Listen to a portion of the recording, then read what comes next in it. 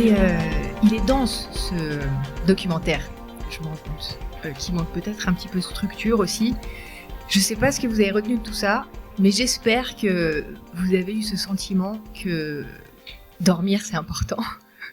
Je sais pas si vous avez gardé ça. On a tout juste, on est bien. On peut vous laisser vous présenter. Alors, on a deviné que vous étiez là, quelque part, déjà. Mais peut-être expliquer un petit peu ce que vous faites. Oui, du coup, moi, je suis ravie de participer à un événement comme ça ce soir, puisque je suis chercheuse en neurosciences cognitives au Centre de recherche en neurosciences de Lyon. Je suis codirectrice d'une équipe qui s'appelle Perception, Attention, Mémoire. Et du coup, je fais de la recherche sur la question du rêve depuis bientôt 15 ans maintenant. Et donc, c'est un sujet qui m'intéresse fort et sur lequel il y a beaucoup de fausses croyances. Parce que, évidemment, la connaissance sur ces sujets qui reste pas énorme évolue avec les résultats de la recherche.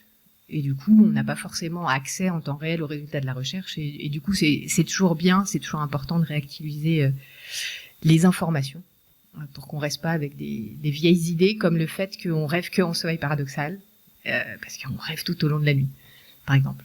Ça, c'est une des choses que je trouve qu'il vaut le coup de dire. Et puis, il y a plein, en fait, tout le monde, j'imagine que tout le monde dans la pièce ce soir a déjà fait un rêve, ou il y en a certains qui s'en souviennent souvent.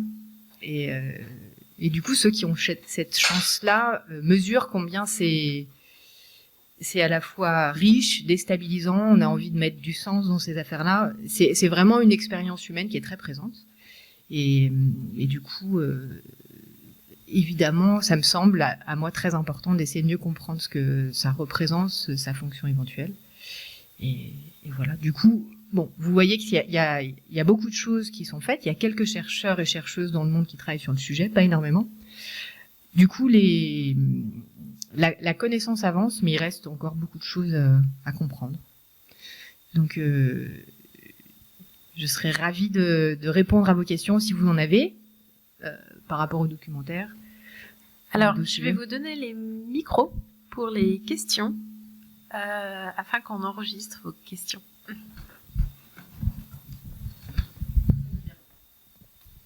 Bonsoir. Pourquoi y a-t-il des gens qui ne rêvent jamais, ou plutôt qui disent pourquoi y a-t-il des gens qui ne se souviennent jamais de leurs rêves ?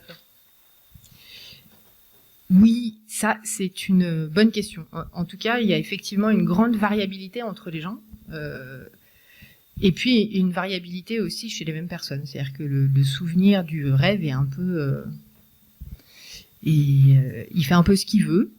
Et du coup, j'ai pas mal travaillé sur cette question-là, essayer de comprendre qu'est-ce qui avait un impact sur le souvenir des rêves.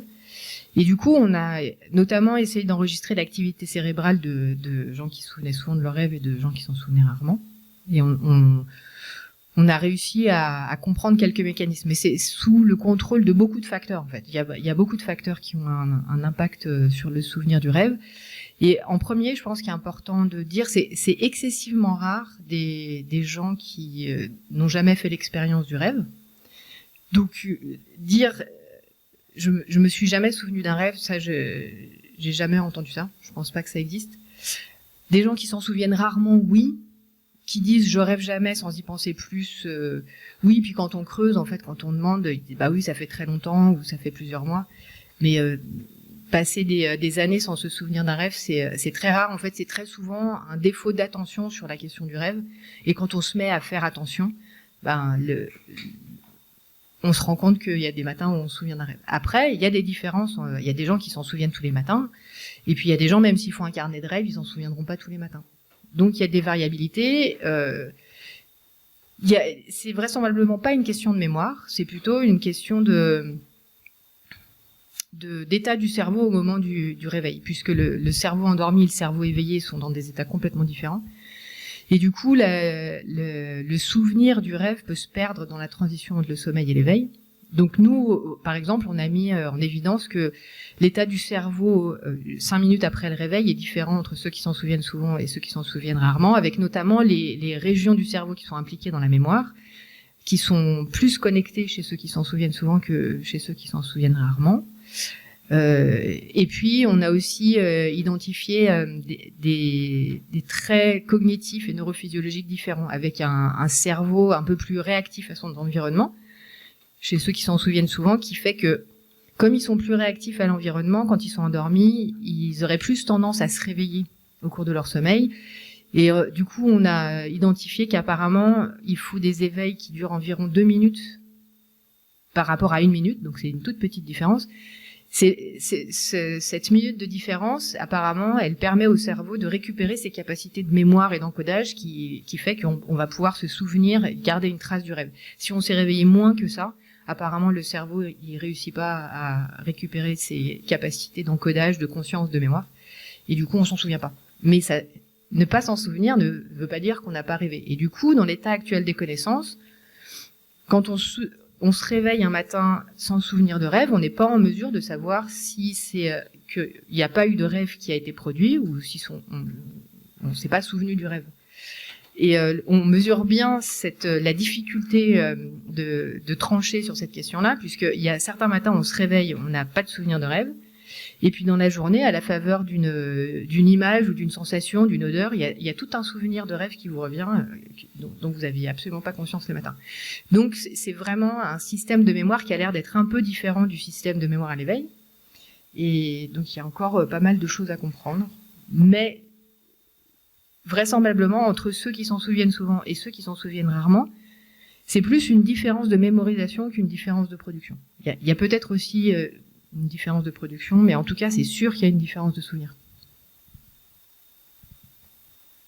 Plein de questions. Alors, je donne la parole ici, puis on va... Merci. Bonsoir. Moi, j'avais une question par rapport au regard qu'avait la psychanalyse, selon Freud ou Jung, qui parle de l'interprétation des rêves, et je voulais savoir, vous, qu'est-ce que vous en pensez de ce regard-là, en fait, qu'est-ce que ça vient dire? Alors, je fais partie des rares neuroscientifiques qui encouragent, soutiennent l'idée d'une collaboration entre neurosciences et psychanalyse. Je pense que c'est deux champs de connaissances qui sont très différents et qui explorent des champs et des aspects de l'existence humaine qui sont très importants et qui sont pas faciles à remettre ensemble. Et pourtant, si on veut connaître la psyché humaine, on peut pas se contenter de juste la psychanalyse ou juste les neurosciences. On a besoin de tenir compte de l'ensemble de ces perspectives. Du coup, je pense que ça serait très important qu'on arrive à collaborer. Il y a beaucoup de résistance des deux côtés, du côté des neurosciences, mais peut-être encore plus du côté de la psychanalyse. Et donc déjà, les gens n'ont pas forcément envie, et puis c'est extrêmement difficile d'étudier ce qu'a proposé la psychanalyse avec des paradigmes scientifiques. Parce que le propre de la psychanalyse, c'est d'étudier les spécificités individuelles, et le propre de la démarche scientifique, c'est d'essayer de voir ce qu'il y a de commun entre tout le monde. Donc déjà, on part sur des bases qui sont pas faciles à concilier. Mais je pense que c'est important, effectivement, ici de mentionner que il y a souvent des perspectives qui sont très tranchées à propos de la psychanalyse et à propos de Freud, et je comprends pas tellement pourquoi, parce qu'il y a c'est moins le cas dans plein d'autres domaines et c'est beaucoup plus constructif. C'est pas la peine d'être tranché. Freud a vécu il y a plus de 100 ans maintenant. On peut pas lui demander d'avoir tout compris il y a 100 ans alors que nous-mêmes on n'a pas tout compris. Donc il a proposé des choses qui sont très intéressantes et qui sont encore d'actualité. Et puis il a proposé d'autres choses qui sont plus d'actualité et on peut raisonnablement se dire c'était pas la bonne voie dans l'état actuel des connaissances. Notamment parce que il était dans un contexte qui était le contexte de son époque, socio-économico-politique de son époque, qui a eu un impact sur sa recherche et sa pensée, comme toute personne dans ce bas monde, comme nous maintenant, et comment les prochains vont sûrement penser de nous qu'on était biaisés par notre environnement. Et un des contextes socio-économico-politiques qui a beaucoup mis Freud dans l'erreur, c'est le sexisme dramatique de l'époque. Ça, il faut bien reconnaître que ça n'a pas aidé. Mais il a dit des choses très intéressantes par ailleurs, et notamment cette histoire de prise en compte de l'inconscient et de l'importance des rêves. Effectivement, c'est tout à fait remarquable. Après, c'est très étonnant qu'il y ait peu de sciences autres que la psychanalyse, d'autres domaines que la psychanalyse qui soient intéressés et qui soient investis sur cette question du rêve. Parce qu'en neurosciences, on est extrêmement peu. Si on est une vingtaine de chercheuses et de chercheurs dans le monde à travailler sur ce sujet, c'est bien le bout du monde. Donc c'est à la fois ça a mis le rêve sur le devant de la scène comme une production humaine extrêmement importante, mais en même temps les autres disciplines ou les disciplines scientifiques n'ont pas réussi vraiment à s'investir et à le mettre sur le devant de la scène non plus. Donc je pense que c'est un peu l'enjeu des prochaines années. Bonsoir. J'ai deux questions. Donc la première est un lien avec justement la question juste avant. Dans le documentaire, on voit des scientifiques qui tient un journal et dit de plus on s'intéresse à nos rêves, de plus on rêve. Donc ma question pour vous, c'est à l'état actuel des connaissances, est-ce que vous conseillez les gens de tenir des journaux de rêve? Et ce serait quoi l'intérêt en fait de rêver de plus en plus et à quoi ça peut nous amener? Moi, j'ai fait l'expérience sur moi-même et ça, c'est arrivé. Et effectivement, comme ça, dès plus je m'intéressais à mes rêves, dès plus j'ai commencé à me souvenir de mes rêves. Je trouvais ça très intéressant. Mais est-ce que après, ça a vraiment un intérêt pour la personne? Est-ce qu'on apprend des choses sur nous et où il y a quand même aussi des risques de partir dans des interprétations qui sont pas forcément utiles ou vraies. Donc ça, c'est la première question. Et la deuxième, par rapport aux paralysies du sommeil, est-ce que c'est la même chose que le somnambulisme quand cette paralysie ne fonctionne pas? Et est-ce qu'il existe des traitements pour ça actuellement? Merci. Alors, merci pour ces questions. Elle est super cette première question. Parce que effectivement, il y a des personnes qui se souviennent rarement de leurs rêves et il y en a qui s'en souviennent souvent. Et parmi ces deux groupes de personnes, si vous demandez, il y en a qui vous diront « Eh ben c'est très bien de pas s'en souvenir » et d'autres qui vous diront « Eh ben je suis très triste de pas m'en souvenir » et pareil dans l'autre groupe. Et alors on a une certaine marge de manœuvre, c'est en ça que on revient sur la question précédente. Il y a beaucoup de paramètres du coup qui sont impliqués ou qui sont associés à l'augmentation ou la diminution des souvenirs de rêve. Et un des facteurs qui a été identifié, c'est les traits de personnalité, et puis aussi cette question de porter attention à son rêve. Donc, on n'a pas forcément moyen de changer ces traits de personnalité, mais en tout cas de porter l'attention sur les rêves, ça effectivement on peut. Dans le sens d'augmenter l'attention pour augmenter sa fréquence de rappel de rêve, ça marche bien. Et c'était pas clair pour moi que ça marchait dans l'autre sens, mais moi qui travaille sur cette question-là, forcément je m'en souviens beaucoup, j'ai aussi tendance à les noter. Et du coup, il y a effectivement des périodes où ça devient encombrant, parce que en fait, c'est des rêves qui, du coup, moi je suis toujours émerveillée ou épatée. On se dit ah bah non mais ça c'est vraiment trop important, faut que je le note. Et du coup, quand ça prend un temps fou et ça finit par votre vie endormie finit par grignoter votre vie éveillée. Donc à un moment, il faut essayer de récupérer un équilibre plus raisonnable. Et du coup, moi, j'ai constaté qu'effectivement, en tout cas à mon échelle personnelle, d'essayer d'y faire moins attention, ça avait fonctionné et que je m'en souvenais moins. Donc, je pense qu'il y a une marge de manœuvre de ce côté-là, à la fois pour augmenter, pour diminuer. Et sur la question du bénéfice, ça, c'est vraiment très intéressant parce que dans tout ce qui a été dit dans le documentaire, je pense que ne ressortait pas nécessairement que dans les fonctions du sommeil et du rêve, quelles qu'elles soient, qu'on n'a pas encore complètement comprises, notamment les fonctions de consolidation de la mémoire ou de régulation des émotions, c'est vraiment important d'avoir en tête que le fait de se souvenir de ce qui s'est passé pendant le sommeil n'a pas d'impact sur la fonction. Si on a dormi et si on a rêvé, les fonctions du sommeil et du rêve ont eu lieu et ont fonctionné, qu'on se souvienne ou pas de ce qui s'est passé. Donc ça, c'est une chose importante. Et d'ailleurs, les personnes qui se souviennent souvent de leurs rêves et celles qui s'en souviennent rarement, elles ont dans les études réalisées jusqu'à présent, il n'y a pas de différence cognitive claire identifiée, notamment en termes de mémoire ou de fluence verbale ou de capacité d'imagerie dans sa tête. Il y a peut-être juste des différences d'attention. Nous, au laboratoire, on a mis en évidence des différences d'attention qui seraient en lien avec cette capacité à capturer le rêve pour s'en souvenir. Et donc la fonction s'applique, et du coup ça soulève la question, mais finalement, effectivement, qu'est-ce qu'on fait de ces rêves quand on s'en souvient, et est-ce que c'est pertinent, est-ce que je peux en faire quelque chose? Alors, au vu de la fréquence de rappel de rêve moyenne, qui est de un souvenir de rêve par semaine, quand on prend des échantillons représentatifs de la population environ, on se dit, à la fois, c'est pas négligeable une fois par semaine, mais à la fois, c'est pas du tout tous les jours, quoi. Et du coup, moi, ça me donne l'impression, non seulement, c'est vraiment pas tous les jours, et puis en plus, le souvenir de rêve, intrinsèquement, il est extrêmement évanescent.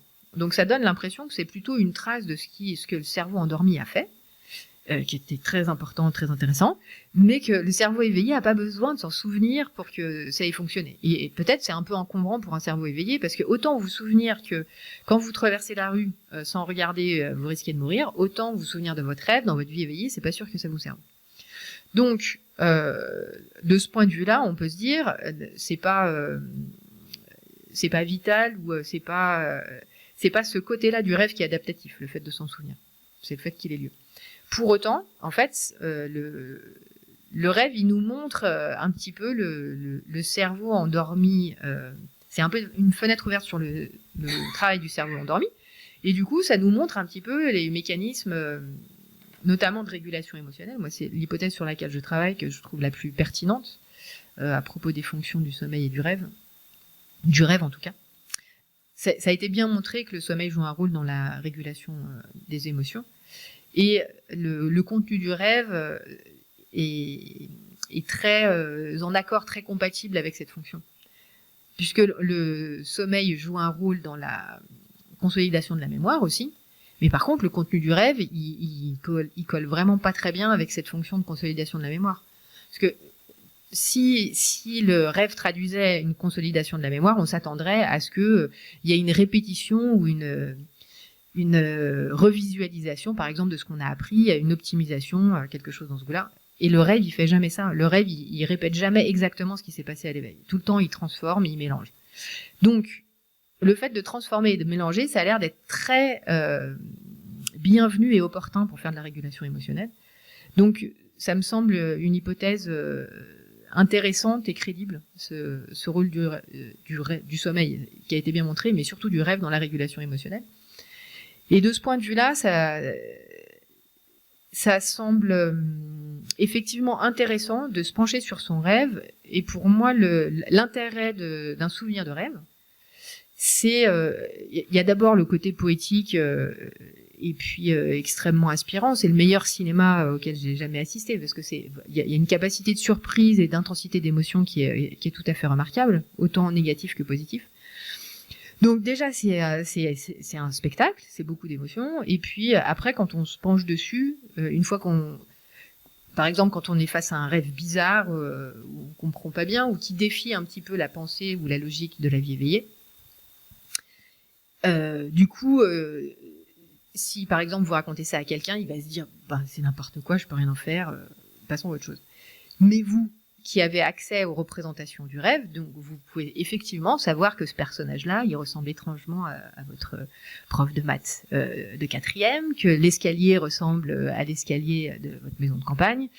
Et quand vous commencez à faire les liens, en fait, à voir ce que le contenu de votre rêve vous évoque comme souvenir de votre vie éveillée, ça permet souvent de faire des liens et des réalisations qui sont effectivement très pertinentes pour se rendre compte de prendre conscience en fait de certaines émotions ou de certaines situations. Et du coup, ça a quelque chose de souvent constructif. Et ce qu'il faut comprendre dans tout ça, c'est que la seule personne qui peut interpréter un rêve, c'est le rêveur ou la rêveuse qui l'a fait. C'est lui qui a accès aux informations qui sont pertinentes et qui peut avoir la réalisation.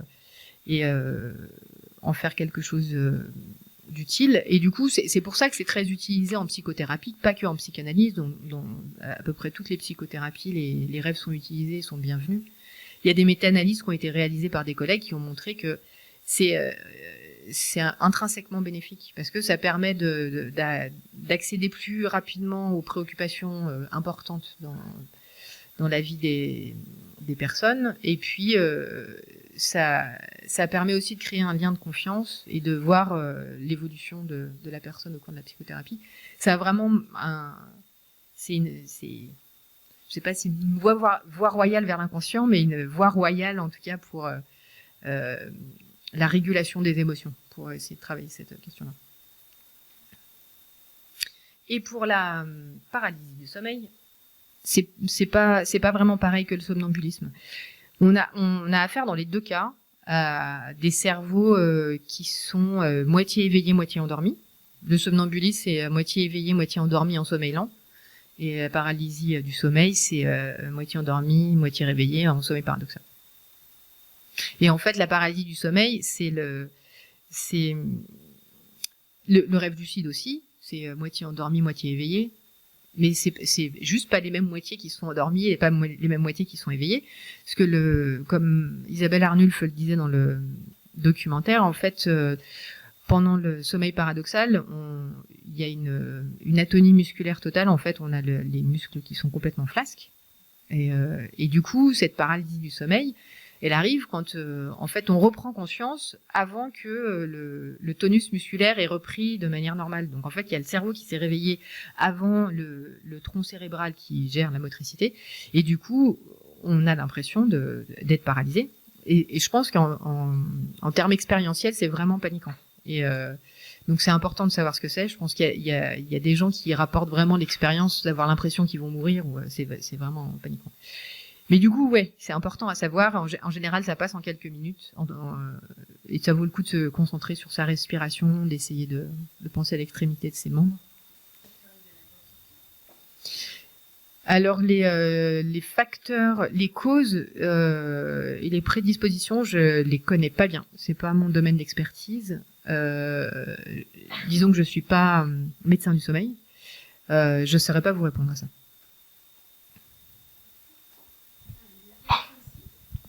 Oui, bonsoir.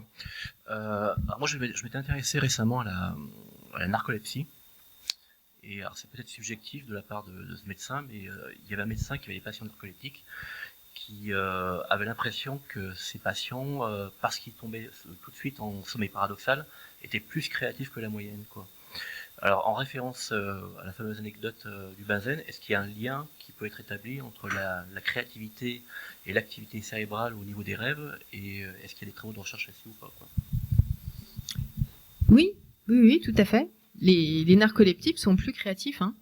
Et il y a un lien entre dans les traits de personnalité qui sont liés à la fréquence de souvenirs de rêve, il y a la créativité. Nous, on l'a aussi montré au laboratoire. On a montré un lien entre disons qu'il y a les gens qui sont plus créatifs, ils ont tendance à avoir plus souvent des souvenirs de rêve, et ceux qui sont créatifs, ils ont tendance à avoir une activité augmentée dans des régions cérébrales qui sont aussi celles qui sont plus actives chez ceux qui se souviennent plus souvent de leurs rêves. Donc il y a vraiment c'est assez compliqué d'étudier. En fait, on n'est pas en mesure d'enregistrer l'activité cérébrale d'un cerveau qui rêve, puisqu'on ne sait pas quand est-ce que le cerveau rêve au cours du sommeil.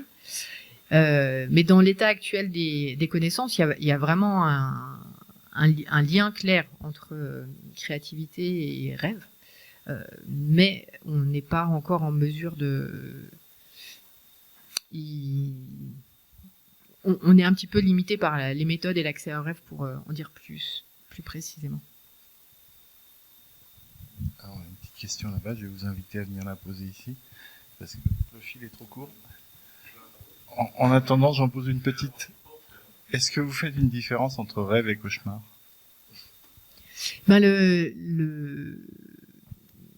Un cauchemar, par définition, c'est un rêve avec des émotions très négatives qui réveillent. Merci pour ce dialogue très intéressant. Je pense que personne doute de la fonction du sommeil. On le ressent tous les jours au réveil. Il y a une différence les jours où on dort mieux que d'autres. Et je trouve extrêmement intéressante cette recherche pour essayer de comprendre quelle fonction possible pourrait jouer les rêves. Et ma question, qui se compose en plusieurs, la première serait, pour vous, quel est aujourd'hui l'indicateur le plus important pour montrer que le rêve a une fonction, et quelle serait, si aujourd'hui on a les recherches le permettent de le dire. Et deuxièmement, est-ce que l'étude de rêves des enfants, peut-être compliquée du point de vue déontologique, je ne sais pas, ou des personnes sous psychotropes peut apporter quelque chose à cette compréhension? Merci pour ces questions. Oui. Du coup, la première, c'était L'indicateur. Quel est le meilleur indicateur que vous avez au niveau global de la recherche mondiale de la fonction que pourrait jouer le rêve? Est-ce que c'est un accident finalement Oui. La réponse à cette question, c'est que il y a plusieurs hypothèses. La recherche, ça fait que tester des hypothèses. Il y a un certain nombre d'hypothèses sur les fonctions potentielles du rêve. Elles sont beaucoup dérivées des fonctions du sommeil. Donc, une qui a beaucoup fait parler d'elle, c'est cette... En fait, comme les chercheurs sur le sommeil avaient montré que le sommeil avait un rôle dans la consolidation de la mémoire, ils se sont dit, pendant qu'on est endormi, en fait, on rêve. Donc, si le sommeil consolide la mémoire, on devrait voir cette consolidation dans le contenu du rêve. Mais ils avaient omis le fait que, au même titre que quand on est éveillé, quand on est endormi, c'est pas l'entièreté de l'activité du cerveau qui est dans le contenu de la pensée.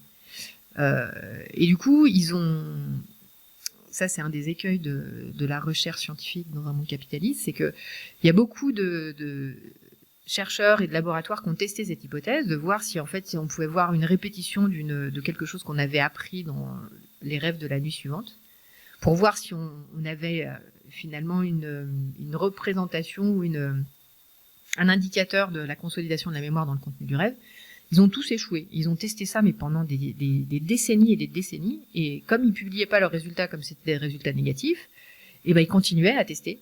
Et ils testaient. Et puis tout le monde aimait beaucoup cette hypothèse et comprenait pas que ça marchait pas. Donc celle-là, elle vient de là, mais effectivement, pour moi, c'était pas une très bonne hypothèse, parce que vu la phénoménologie du rêve, les caractéristiques du contenu, ça allait vraiment pas bien avec cette fonction de consolidation.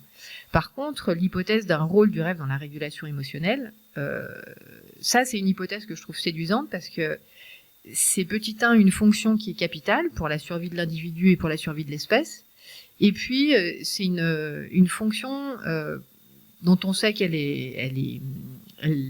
s'opère en partie pendant le sommeil, et du coup là ça pouvait mieux coller. Ça on se dit peut-être le rêve il retraduit plutôt ce phénomène-là qui se passe dans le cerveau endormi que la consolidation de la mémoire. Et du coup moi c'est l'hypothèse que je privilégie et sur laquelle je travaille. Et dans les travaux que j'ai réalisés récemment, en fait, notamment l'enquête, on a réalisé une enquête pour documenter les caractéristiques du sommeil et du rêve pendant le premier confinement, du coup de avril au 12 mai 2020. Ça a été très intéressant parce qu'en fait, on avait le pays qui s'est transformé en une sorte de laboratoire géant, en fait, où tout le monde était dans les mêmes conditions et non seulement tout le monde était dans les mêmes conditions, avait les mêmes contraintes, mais en plus, tout le monde était dans une situation relativement stressante et inconnue. Donc c'était vraiment, ça donnait vraiment envie de savoir comment le cerveau gérait ça et qu'est-ce que le rêve allait ressortir de cette situation tout à fait inhabituelle et quand même passablement dramatique. Et du coup, je me suis dit qu'il fallait pas rater ça, comme plein de chercheurs. Du coup, il y a eu beaucoup d'enquêtes et de questionnaires qui ont été lancés pendant le premier confinement.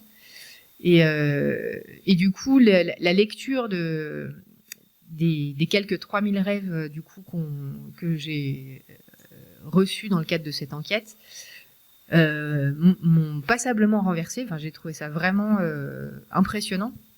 Impressionnant parce que le rêve, ça parle avec le cœur. Je trouve c'est vraiment le sentiment, c'est le meilleur résumé que je pourrais en faire. C'est vraiment une fenêtre ouverte sur nos émotions. Il y a plus de morale, de bienséance. En fait, ça parle de vraiment ce que vous ressentez. Il y a une vérité émotionnelle qui est extrêmement frappante et qui s'accompagne de la créativité absolument incroyable du cerveau endormi qui vous produit des métaphores absolument subjugantes, quoi.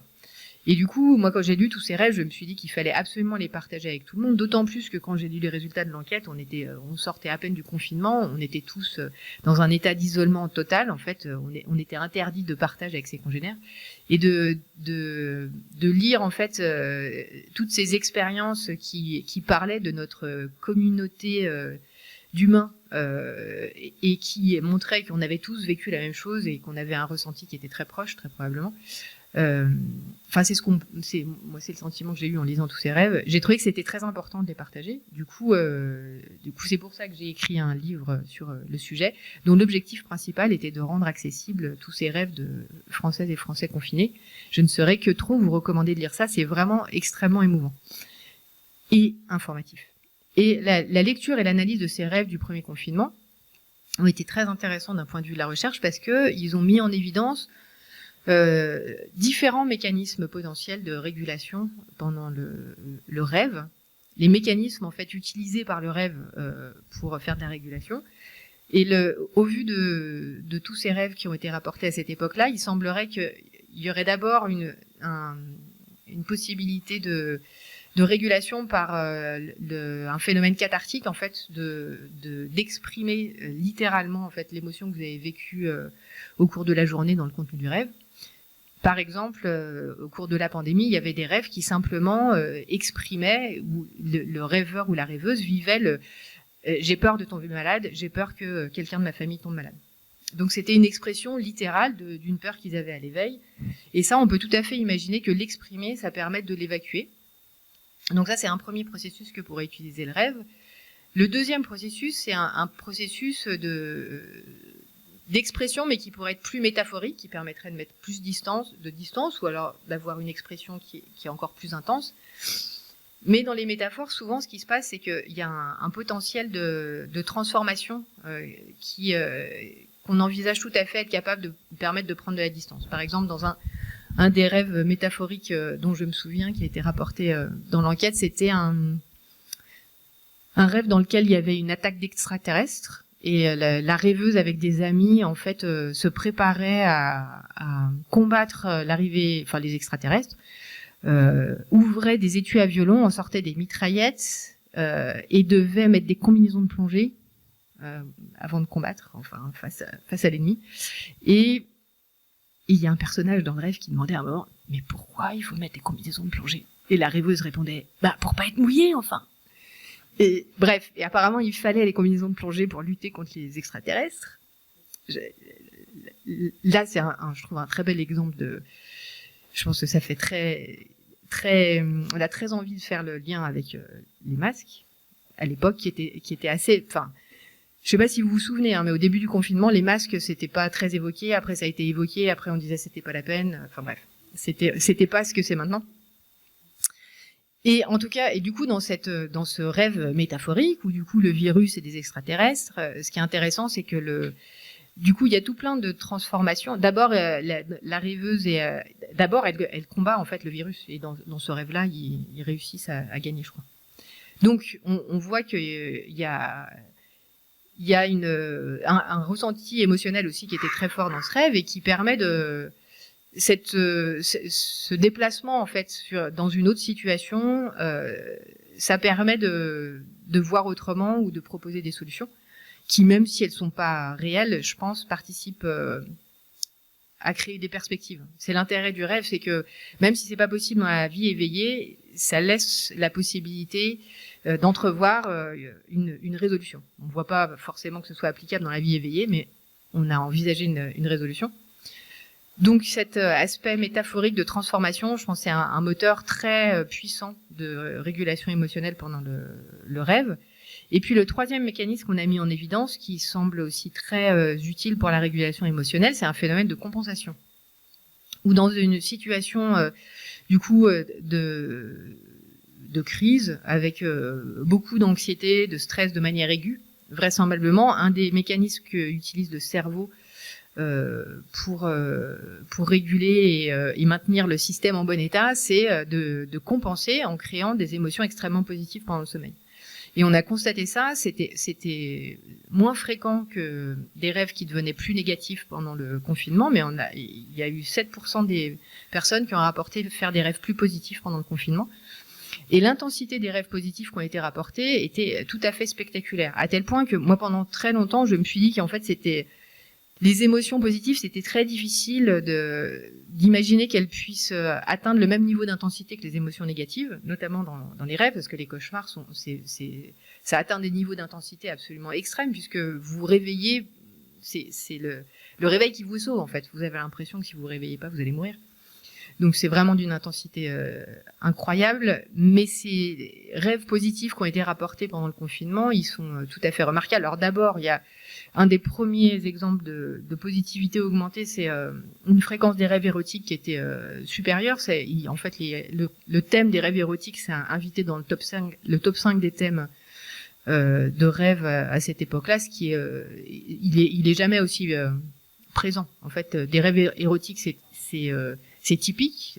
Quasiment tout le monde a déjà fait des rêves érotiques, mais ils sont pas hyper fréquents. Pendant le confinement, apparemment, ils le sont devenus beaucoup plus. Et puis il y a aussi eu des rêves évidemment de réalisation de désirs impossibles. Là pour le coup, les rêves de fête, de je cours dehors, je vais me promener, je vais faire des voyages, je vais voir mes amis. Ça, il y en a eu pléthore. Et puis des rêves avec une intensité positive absolument exceptionnelle, de type le monde est sauvé, on a trouvé des solutions pour résoudre les problèmes d'énergie, plus personne est malade et on vit en parfaite harmonie avec la nature et les hommes et les animaux et les plantes se parlent et c'est les robots qui font les trucs pas cool. Voilà. Et du coup, la rêveuse qui a fait ce rêve-là a dit que c'était un des plus beaux rêves qu'elle avait jamais fait, qu'elle était vraiment dans une intensité positive absolument gigantesque. Et du coup, donc ça c'était très intéressant de constater le niveau d'intensité positive qui pouvait émerger d'un cerveau endormi. Et du coup, ces trois mécanismes, ils ont l'air tout à fait compatibles, cohérents et utiles pour faire de la régulation émotionnelle. C'est ça qu'on a compris. Alors, il y avait une deuxième question, et du coup, je vais la compléter avec une petite question de mon côté, de la part de la personne qui était... alors, j'espère que je transmets à peu près bien, mais qui était autour de l'étude des rêves des enfants ou des personnes sous narcoleptiques. Et moi, je me posais également la question des animaux. Parce qu'on voit parfois, nos animaux faire des choses pendant qu'ils dorment. Alors, est-ce qu'ils rêvent? Est-ce que c'est complètement autre chose? Et est-ce qu'on a étudié ces choses-là? Oui. Alors, c'est deux très bonnes questions. Alors, pour la question des enfants, c'est pas tant un problème éthique qu'un problème méthodologique, en fait. Déjà, vous avez du mal à vous souvenir de vos rêves, à le capturer et à le retranscrire correctement. Enfin, quand je dis correctement, c'est quand on a fait un rêve et qu'on essaye de le raconter, on se rend bien compte de la distance entre ce qu'on a dans la tête et ce qu'on est en train de dire. Donc ça, on n'arrive jamais à faire matcher les deux, ça c'est toujours très pénible. Enfin bon, en fait, si on veut raconter sa vie éveillée, c'est pareil. Enfin, je veux dire, on peut pas faire rentrer des ronds dans des carrés non plus. Et je veux dire, des mots, c'est des mots. Une expérience physique, c'est une expérience physique. Donc ça, c'est toujours difficile de faire correspondre l'un avec l'autre. Mais du coup, ces enfants, ils sont petits, ils maîtrisent pas forcément le langage, ils sont très suggestibles, et ils ont un rapport à l'autre qui est très dépendant de leur familiarité. Donc tout ça fait que ça rend vraiment la chose... Déjà, étudier le rêve de manière générale, c'est compliqué, mais alors avec les enfants, en fait, si c'est les parents, si les enfants racontent le rêve aux parents, en fait, on va pas avoir les mêmes contenus et les mêmes récits que si les enfants racontent les rêves aux expérimentateurs qui connaissent pas. Donc voilà. Donc plus ils grandissent, plus c'est facile d'avoir accès. Enfin, disons que la précision et la vérité du rapport de rêve augmentent quand les gens grandissent et qu'ils peuvent parler à la première personne. Mais bon, c'est pas parce que c'est difficile qu'on fait pas. Du coup, il y a il y a des chercheurs qui sont intéressés à ces questions-là et du coup qui ont utilisé différentes stratégies, soit les enfants racontaient les rêves aux parents, soit aux expérimentateurs, soit ça faisait des questionnaires. Et du coup, c'est très intéressant parce qu'on se rend compte qu'effectivement, logiquement, hein, le contenu du rêve, le rêve évolue comme la cognition de l'enfant. Plus l'enfant grandit, plus le rêve est complexe, plus le rêve est long. Et pour ce qui est des questions émotionnelles aussi, c'est très intéressant parce que c'est encore plus visible et littéral chez les enfants de voir que les rêves expriment vraiment les choses qui n'ont pas été finies de traiter, finies d'être comprises et finies d'être intégrées au cours de la journée. Il y a beaucoup de considérations émotionnelles. Donc chez eux, c'est encore plus évident cette histoire de régulation émotionnelle. Ça parle vraiment de ce qui a été difficile pour eux émotionnellement. Et pour la question des animaux, ça aussi c'est très intéressant parce que du coup, quand je disais tantôt que la connaissance évolue avec les résultats de la recherche, du coup un très bon exemple, c'est du coup au début du siècle dernier, Freud définit le rêve dans le champ strictement de la psychologie et du contenu de la pensée, puisque c'est ce qu'on connaît, c'est ce à quoi on a accès. Il y avait encore très peu de... Les neurosciences n'existaient pas, et il y avait une connaissance du système nerveux qui était très limitée. Donc le rêve, c'est défini comme quelque chose dont on se souvient, une expérience qu'on peut raconter. C'est défini dans le champ de la psychologie. Et puis arrive la neurophysiologie, et notamment la neurophysiologie du sommeil, avec la découverte à la fin des années 50 du sommeil paradoxal, du coup qui est un nouveau stade de sommeil. Et à ce moment-là, du coup, les chercheurs se sont dit « Ah là là, ce stade de sommeil, il est quand même drôlement bizarre. Un autre truc de drôlement bizarre qui se passe pendant le sommeil, c'est le rêve. Est-ce que ça serait pas associé ou lié ?» Du coup, très rapidement, ils ont essayé de réveiller des gens en sommeil paradoxal, en sommeil lent, pour voir s'il y avait des souvenirs de rêve qui étaient plus ou moins fréquents dans ces deux stades. Et à cette époque-là, ils ont conclu de leurs études qu'on se souvenait... quasiment tout le temps de ses rêves en sommeil paradoxal et quasiment jamais en sommeil lent. Ce qui n'est pas du tout vrai. Mais à l'époque, c'est ça qu'ils ont observé ou c'est comme ça qu'ils ont interprété leurs résultats. Et du coup, à la fin des années 50 et pendant quasiment 60 ou 70 ans, l'hypothèse dominante, ça a été que rêve égale sommeil paradoxal et que sommeil paradoxal égale rêve. C'était utilisé par Michel Jouet, par exemple, de manière interchangeable. Pour lui, ça voulait dire la même chose. Et du coup, d'un coup, le rêve est devenu un état physiologique. C'était plus défini dans le champ de la psychologie. Et puis, du coup, cette hypothèse a été remise en question par un neuropsychologue qui s'appelle Mark Solms dans les années 2000, qui a montré qu'en fait, il y avait une double dissociation, que cette hypothèse marchait pas, parce qu'on ne rêve pas systématiquement en sommeil paradoxal, et que on peut avoir des souvenirs au réveil du sommeil lent, même quand on n'a jamais fait de paradoxal encore. Au début de la nuit, on commence à s'endormir en sommeil lent, et quand on se réveille dans le sommeil lent, avant qu'il y ait eu du sommeil paradoxal, on peut déjà observer des souvenirs de rêve.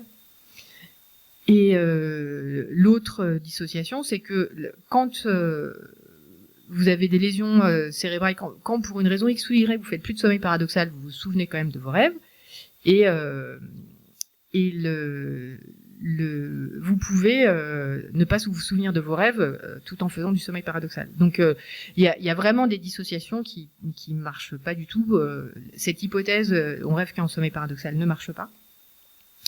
Et ce chercheur, il a expliqué ça en disant que en fait le sommeil paradoxal il était contrôlé par des mécanismes du tronc cérébral et que le rêve pour lui était quelque chose de contrôlé par des mécanismes cérébraux. Et je pense que c'est une bonne hypothèse. Donc c'est deux choses différentes qui sont contrôlées par des régions différentes. Tout ça pour dire que donc on avait un rêve qui était dans le champ de la psychologie, il s'est invité dans le champ de la neurophysiologie. Là, il revient dans le champ de la psychologie ou de la phénoménologie, c'est-à-dire que on reste sur une définition. L'humain qui s'intéresse au rêve, il parle de la définition du rêve qui est j'ai des représentations en tête le matin au réveil que je suis capable de communiquer. Si on part de cette définition-là, c'est extrêmement difficile d'attribuer du rêve à des animaux parce que ils parlent pas, parce qu'on ne sait pas s'ils sont conscients. Et du coup, vivre une expérience qu'on n'est pas capable de rappeler ou de nommer ou de différencier de la vie éveillée, est-ce qu'on peut appeler ça du rêve ou est-ce qu'on veut appeler ça du rêve? J'ai pas vraiment de réponse à tout ça. Mais la question de l'attribution de rêve aux animaux, c'est vraiment un problème de définition et puis c'est surtout un problème de est-ce qu'on attribue de la conscience ou pas aux animaux. Il y a beaucoup d'animaux, tous les mammifères et les oiseaux font du sommeil paradoxal, ça c'est sûr. Et effectivement, les chats et les chiens, au cours de leur sommeil, on voit qu'ils ont des sursauts musculaires. Il y a une vidéo sur YouTube qui est absolument délicieuse où on voit en gros plan un chat en train de dormir et qui fait beaucoup plus de mouvements que ce qu'on voit classiquement. D'habitude, il bouge juste le bout des doigts et un peu les moustaches sur la face, on voit quelques trémulations. Et là, celui-là, il bouge beaucoup plus jusqu'à quasiment bouger sa tête. Vraiment, il bouge presque ses pattes et il se réveille en sursaut en attrapant quelque chose. Et on a vraiment ce sentiment qu'il voyait une bestiole passer et qu'il a essayé d'attraper. Et elle est vraiment chouette parce qu'on a l'impression aussi de saisir une espèce de confusion du chat quand il se rend compte que l'oiseau n'est pas là. Mais en fait, on ne sait pas ce qu'il se dit. On ne sait pas si il se rend compte qu'il était en train de rêver et que c'était pas la vie éveillée. Donc, c'est sûr qu'ils ont du sommeil paradoxal et que s'ils n'ont pas l'atonie musculaire, ils font des comportements complexes dans leur sommeil. Ça, c'est pareil.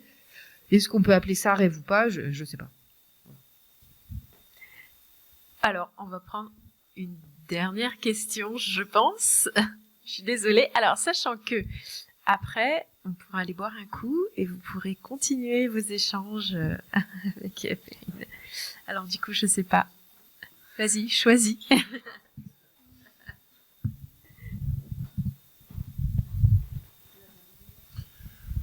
J'aimerais savoir s'il y a une relation directe entre les rêves négatifs, c'est-à-dire les cauchemars, et la vie réelle de ce rêveur. C'est-à-dire que, en gros, si dans la journée ou à un moment de son existence, il a une angoisse de je sais pas quoi, est-ce qu'il est plus probable qu'il fasse des cauchemars? Voilà. Oui. Bah, vous avez raison de poser la question. On a cette intuition, mais c'est important de tester les intuitions avant d'apporter des réponses. Et oui, je pense qu'on peut dire que c'est rare qu'on ait des cauchemars qui soient complètement dissociés d'anxiété de la vie éveillée. Un argument scientifique dans ce sens-là, c'est que l'insomnie et la dépression sont des facteurs prédicteurs des cauchemars. Et ce qui est aussi très important de savoir, c'est que l'insomnie et les cauchemars fréquents sont aussi des prédicteurs du suicide. Donc c'est pour dire que c'est un symptôme qui est extrêmement important, qu'il faut prendre au sérieux. Il y a souvent des gens qui pensent que on peut rien faire contre les cauchemars, que ça sert à rien d'en parler, qu'il n'y a pas de solution. Il y a des solutions, des thérapies comportementales qui fonctionnent très bien. La thérapie dont ils ont parlé dans le documentaire, la répétition d'images mentales fonctionne vraiment très bien. Et du coup, c'est vraiment important d'ailleurs, il y a un collègue du laboratoire qui s'appelle Benjamin Putois qui a publié un livre qui s'appelle Manuel de guérison des cauchemars, qui est en fait une description de la technique qui a été décrite dans le documentaire, qu'on peut s'appliquer à soi-même en fait, grâce à la description qui est faite dans le livre. Et du coup, il faut vraiment pas hésiter. Dès que vous commencez, typiquement dans la population normale, en fait, il y a des études qui ont montré qu'on fait environ 9 cauchemars par an, enfin moins d'un cauchemar par mois. Donc les adultes en bonne santé, ils font très peu de cauchemars. Et le seuil qui est considéré pathologique, c'est 4 cauchemars par mois. C'est un cauchemar par semaine. Et en fait, à partir de là, en fait, ça peut commencer à devenir effectivement très handicapant. On peut rentrer dans un cercle vicieux où on n'a plus envie d'aller dormir. C'est très présent dans notre vie éveillée. C'est très important de se débarrasser de ces cauchemars.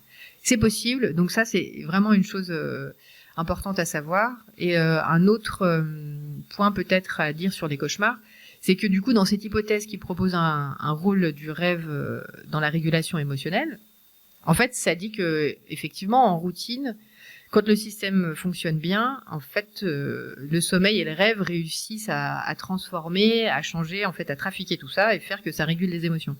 Mais quand le système est cassé ou quand il y a une intensité émotionnelle trop importante, ça peut faire que le système de régulation échoue. Et dans ce cas-là, ça produit un cauchemar. C'est ce que propose le modèle neurocognitif du cauchemar. Et du coup, de ce point de vue-là, en fait, les cauchemars, c'est effectivement des échecs de régulation. C'est pas des choses qui sont constructives ou positives en soi. C'est un symptôme, en fait. Du coup, il faut essayer de faire en sorte de diminuer les cauchemars. Et parce que rien que les diminuer, ça permet de revenir dans un cycle plus vertueux. Eh ben, on sait ce qu'on va acheter ce soir en rentrant chez nous pour sympa. En tout cas, merci beaucoup pour toutes ces explications. C'est fabuleux. On restera des heures à vous écouter. Je vous propose de continuer à échanger autour d'un verre tranquillement. Je crois que vous aviez encore tous plein de questions, donc surtout n'hésitez pas. Puis merci beaucoup pour votre présence. Je vous en prie.